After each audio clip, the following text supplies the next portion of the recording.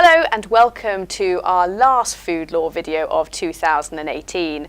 And as it's a Christmas special, Katrina and I thought it would be fun to get together and talk about the use of Christmas imagery in advertising. And it's quite a sensitive topic, Katrina, because there is a fine line where advertisers, marketeers can get it wrong with advertising with Christmas imagery, particularly religious imagery. I think that's where it's probably the best place to start.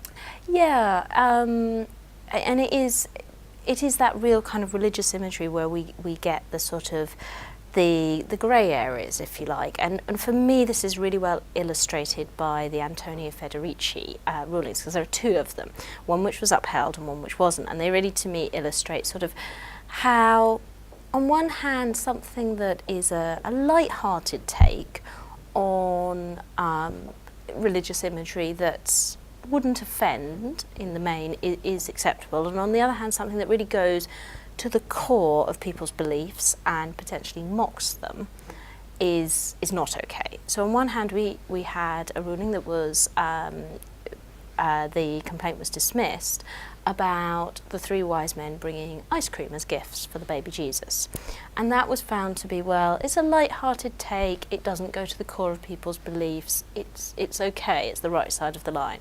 And on the other hand we had a very heavily pregnant nun with the line Immaculate Conception, and it was felt that went too far and that was mocking what was essentially the core of the Christian faith system, and therefore was very offensive to some people. So that complaint was upheld.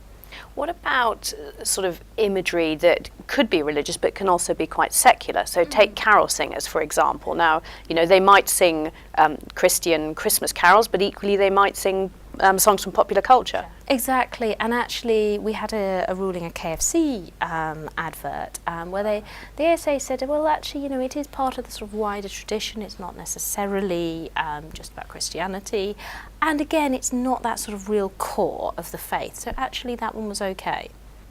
Okay, big question. The big man, Santa. Is it okay to use Santa in your advertising? Well, I mean, Santa is used a lot, and is generally okay, but there are some real pitfalls here to be aware of.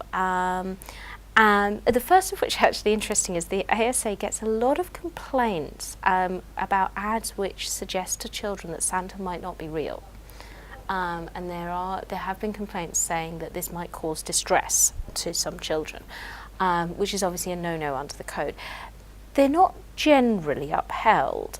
However, you would have to deal with the complaint, and you know, if you combine that with something else that's problematic, you know, you could end up with an adverse ruling. So it's definitely an area to take care in. What about specifically in relation to foods? Because of course we've had the rule now that for foods that are high in fat, salt and sugar, you can't advertise that to children that are under 16, and also of course age restricted products like alcohol, you have to be more cautious.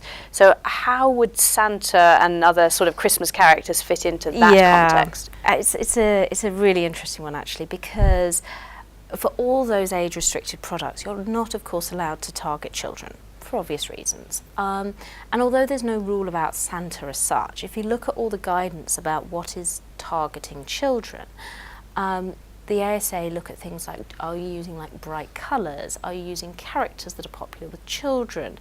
Are you using sort of cartoon-like imagery which would suggest a sort of childish appeal? And Santa does tend to involve quite a lot of those things. So if you are advertising an age-restricted product, you would have to be really careful about Santa. You'd have to make sure that everything else about your ad is clearly not targeting children, that it is positioned appropriately, that it won't be seen by children. So it's not impossible, but it could be very problematic, and we've certainly had a ruling now, interestingly against a gambling operator rather than the food sphere, but about the use of Christmas imagery including Santa, and that actually targeted children with another type of age restricted product. So it's definitely one to be careful of.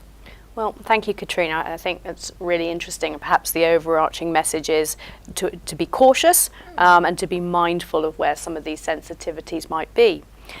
But That's it from us for 2018. We hope you've enjoyed our food law series. We will be continuing again in 2019. So from both of us, we wish you a Merry Christmas.